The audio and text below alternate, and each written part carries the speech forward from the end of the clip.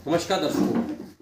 आज हम आपको एक ऐसी शख्सियत से मिलवाने जा रहे हैं जिन्होंने कला परिषद में और एक भारतीय संस्कृति को जोड़ के रखने में बहुत अहम भूमिका निभाई है।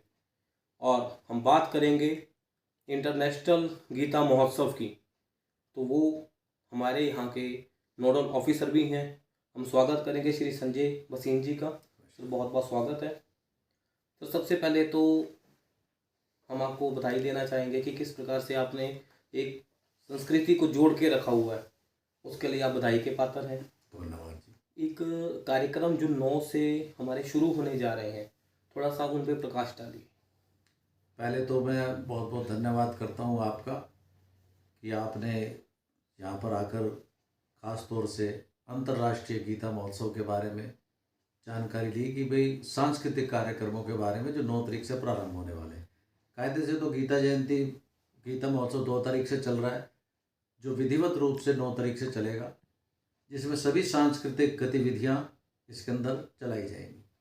पहली बार ऐसा हुआ कि भाई ये कला एवं सांस्कृतिक विभाग एवं कला परिषद को ये जिम्मेवारी सौंपी गई कि भाई सांस्कृतिक कार्यक्रमों और कला के जो जितने भी कार्यक्रम हैं उनकी देखभाल या जिम्मेदारी हमारे को सौंपी जाए। इसी के साथ साथ हरियाणा पवेलियन की जिम्मेवारी भी हम लोगों को मिली है। हमारा ये प्रयास है कि ये जो गीता जयंती जो मनाई जा रही है, गीता का संदेश पूरे विश्व के अंदर जाता है।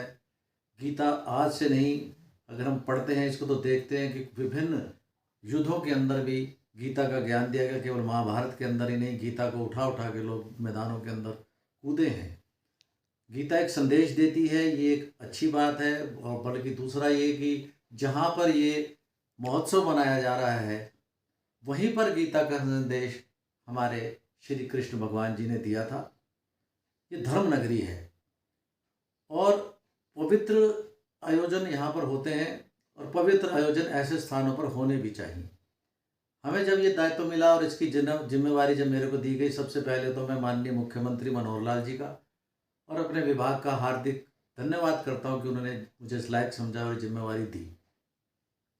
तो मैं आपके माध्यम से, आपके चैनल के माध्यम से बताना चाहता हूँ कि इस बार हमने ये सोचा कि भाई क्यों ना इसको पूरे का पूरा धार्मिक सामाजिक समरसता का रंग दे दिया जाए। और वैसे भी माननीय हमारे प्रधानमंत्री जी ने लाल किले की प्राचीर से ये घोषणा की है कि ये 75वीं वर्षगांठ आज़ादी की मनाई जा रही है और इसके अंदर अमृत महोत्सव पूरे देश में मनाया जाएगा। तो एक तो ये खुशी की बात कि स्वतंत्रता के 75 वर्ष हो गए और अमृत महोत्सव मनाया जा रहा है। उन्हीं दिनों में यहाँ पर गीता महोत्सव मनाया जा रहा है। सबसे खुशी की बात तो ये हो रही है कि 2 साल के कोरोना की महामारी के बाद ये कार्यक्रम प्रारंभ हुआ है। प्रयास है हमारा, प्रयास का है कि जिसके अंदर हम दर्शकों के, आप लोगों जैसे मीडिया के माध्यम से इसके अंदर सफलता भी हम, मुझे उम्मीद है कि हम प्राप्त करेंगे कि इसी प्रकार के कार्यक्रमों का यहाँ से आयोजन किया जाए। जैसा कि आपने ये पूछा कि किस तरह के कार्यक्रम होंगे, वैसे तो बहुत सारे कार्यक्रम हैं। रोज़ यहाँ पर भजन संध्या हो रही है। पूजा के टाइम पर जिस समय आरती होती है उसमें भजन संध्या होती है, उसके बाद आरती होती है। ये 2 तारीख से चल रही है और जो 19 तारीख तक चलेगी। ठीक है। और हरियाणा भर के प्रसिद्ध गायक, अच्छे गायक इसके अंदर डेली, एक मतलब एक नहीं कि एक ही गायक इसके अंदर गा रहा है, 2 से लेके 19 तारीख तक अलग अलग भजन गायक इसके अंदर आ रहे हैं। दूसरा, जैसे कि आपने कहा कि 9 तारीख से ये कार्यक्रम प्रारंभ होंगे। इसके अंदर एक तो हरियाणा पवेलियन के अंदर स्टेज चलेगी, जिसके अंदर हमारे हरियाणा के लोक नृत्य, लोकगीत और लोक कलाएं, इन सब का वहाँ पर प्रस्तुतिकरण किया जाएगा स्टेज के माध्यम से। और वहाँ पर जो पंडाल लग रहे हैं उनके माध्यम से कि हमारे हरियाणा की जड़ें क्या हैं।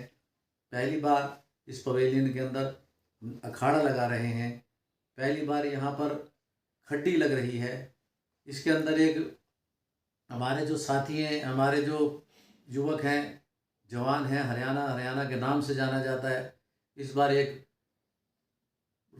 पराठी 3 पराठी जो खाएगा उसको 1 लाख रुपया नगद और बुलेट पुरस्कृत में दी जाएगी। यहाँ पर बाजरे की रोटी बनेगी, सरसों का साग बनेगा, गुलगुले बनेंगे, सवैयाँ बनेगी, सवालियाँ बनेगी, ये सारी की सारी यहाँ पर बनेगी। बाकी जो सारी परंपराएं हैं वो तो यहाँ रहेंगी। दूसरा जो सांस्कृतिक कार्यक्रम है, सांस्कृतिक कार्यक्रम दर वैसे तो विराट रूप है। जो मेन स्टेज है उसके अंदर प्रातःकालीन कार्यक्रम होंगे और सायंकालीन होंगे।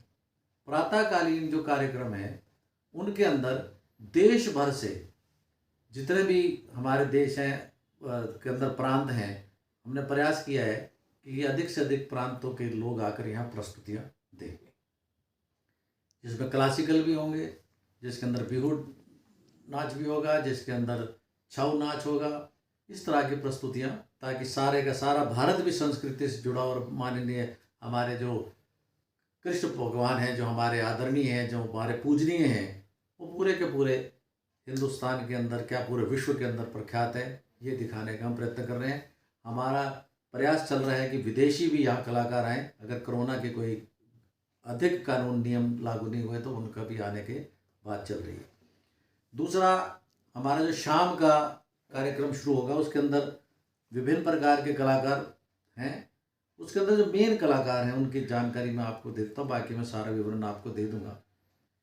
इसके अंदर भी हमने सोचा कि क्यों ना हम इस मंच को भी, जैसे पहले यहाँ और तरह के कलाकार, पंजाबी, ये इस तरह के कलाकार आते थे, कलाकार हमारे सब माननीय हैं, सारे के सारे जो है हमारे शुरू पे इसी लाइन के हैं, पर हमने सोचा कि इसका रूप बदलें थोड़ा सा। तो 9 तारीख को माननीय पद्मश्री मालिनी अवस्थी जी आ रही हैं, जो लखनऊ से यहाँ आएंगी, और जो ब्रिजपुरी और उसके अंदर भी है लोग उसके अंदर हैं, और हिंदू अपना सारे के सारे लोक कलाओं को जानती हैं, लेकिन कृष्ण और धार्मिक उसके अंदर अपनी प्रस्तुतियां गाने की, नृत्य की, सारे के सारा भेंट करेंगे। और 10 तारीख को बाबा मौर्य जी, बाबा मौर्य जी वो हैं, माननीय आपके चैनल के माध्यम से मैं बताना चाहता हूँ, जो देशभक्ति और भजनों की प्रस्तुति करेंगे, और वो जिस का गीत गा रहे होंगे, गाते गाते उसी का तस्वीर मंच के ऊपर बना दे। ये बहुत बड़ी बात है। मैंने उनको एक बार देखा है गुरुग्राम में, और उनको हम यहाँ पर लाए हैं, जो महाराष्ट्र से हमारे यहाँ पहुँचेंगे। इसके बाद 11 तारीख को शेखर सेन, ये भी पद्मश्री प्राप्त हैं, और किसी ना किसी विषय के ऊपर नाटक ये खेलते हैं, जैसे विवेकानंद पे। लेकिन हमने इनसे कहा है कि भाई, क्योंकि सूरदास अपने आप में महान विभूति थे, सूरदास के ऊपर ये नाटक खेलेंगे। ये पुणे से हमारे यहाँ पर आ रहे हैं। और इसके बाद पहली बार हमने ये कहा कि भाई, ये हर साल यहाँ पर कार्यक्रम होते हैं, लेकिन ये जो बड़ी स्टेज है इसके ऊपर कभी हमारे हरियाणा के कलाकारों को चांस नहीं मिला। तो एक दिन फिर इसके अंदर प्रख्यात हमारे कलाकार महावीर गुड्डू, जो हमारे रीजनल डायरेक्टर भी हैं, और माननीय गजेंद्र फोगाट, जो सीएम साहब के ओएसडी भी है, और इसके साथ और अन्य कलाकार, उस दिन का शाम का सारा कार्यक्रम जो है वो हरियाणवी लोक कला के अंदर छाया रहेगा। और फिर 13 तारीख को विश्वविख्यात अपना भजन गायक चित्र और विचित्र, ये हमारे यहाँ पर आ रहे हैं। अब जब सारा भजन हो गया, देशभक्ति हो गई, हमारा लोक कलाकार हो गया, सारा कुछ हमने इसके अंदर फूल का गुलदस्ता बनाने का जब प्रयत्न किया, तो फिर आया कि भाई, वीर रस के कवि भी यहाँ पर आने चाहिए। क्यों? क्योंकि अमृत महोत्सव का भी हम मान रहे हैं, वो किशन पे, भगवान पे, वो तो कुछ तो उनको पर तो सुनाएंगे ही सुनाएंगे। जो वीर रस का कवि देश के प्रति जो अपने प्रस्तुतियां करता है, जो कविताएं सुनाता है, उसके अंदर विश्व प्रसिद्ध, जो पूरे विश्व के अंदर जाने माने हमारे कवि हैं, ओम प्रकाश जी, ओम प्रकाश, माफ़ी चाहता हूँ मैं, हरिओम जी पवार, ये हमारे यहाँ आ रहे हैं। दिनेश रघुवंशी और माननीय मधुर कपूर और प्रीति अग्रवाल, ये सारे के सारे आ रहे हैं। और हमारे श्री हरिओम पवार जी के बारे में तो मुझे कहने की आवश्यकता नहीं है। 14 तारीख को इसके अंदर समापन होगा। एक दिन इसके अंदर माननीय मुख्यमंत्री जी उन्होंने अभी, जहाँ वो 11 को आते हैं, 14 को आते हैं, हमारे मुख्यमंत्री आएंगे और आशीर्वाद देने के लिए कलाकारों को। तो हमारा यही प्रयत्न रहा कि हम इस गीता महोत्सव को अमृत महोत्सव 75वीं वर्षगांठ आज़ादी की लेके, और जो आधार, जो ये नींव है गीता के ऊपर, भगवान कृष्ण के ऊपर, नींव तो वही रहे, और इसके ऊपर हमने एक इस प्रकार का एक महल बनाने का प्रयत्न है। बाकी जैसा भगवान कृष्ण का आशीर्वाद होगा, आप लोगों का सहयोग होगा, ये कार्यक्रम उस प्रकार से होगा। एक और मैं कहना चाहता हूँ कि पूरे भारत से मणिपुर, असम, कलकत्ता और उत्तराखंड, लगभग 18 प्रदेशों से यहाँ पर चित्रकला करने आए। उन्होंने भी अपनी प्रस्तुतियाँ की हैं यहाँ पर, और गज़ब के किशन के ऊपर और गीता पर प्रस्तुतियाँ की हैं, जिनका अवलोकन भी आप हरियाणा पवेलियन के अंदर देखेंगे।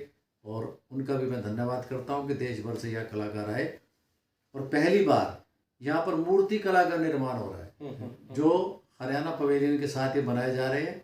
21 कलाकार देश भर से आए हुए हैं, जो महाभारत और गीता से जुड़े हुए मूर्तियों को बनाएंगे, और उनको बनाने के बाद उनको पूरे का पूरा जो उसके, चाहे शंख बन रहा है या धनुष बन रहा है, या उसके अंदर जो है कुछ ऐसी चीज़ बन रही है, गीता बन रही है, ये सारी चीज़ें जो बनाने के प्रयत्न किए जा रहे हैं, वो 21 की 21 मूर्तियाँ यही इस ब्रह्म सरोवर के प्रांगण के अंदर ही आर्ट एंड कल्चर की ओर से दे दी जाए। जिस प्रकार से जैसे आपने बताया कि एक पूरी ही संस्कृति को एक ही मंच पर जो आप लाने का प्रयास कर रहे हैं विधिवत रूप से, एक बहुत ही बड़ा कार्य है ये, जो आप हिंदुत्व को, सबसे बड़ी बात है, एक दोबारा से उजागर किया जाएगा, ताकि जो आने वाली हमारी पीढ़ी है वो समझ सके।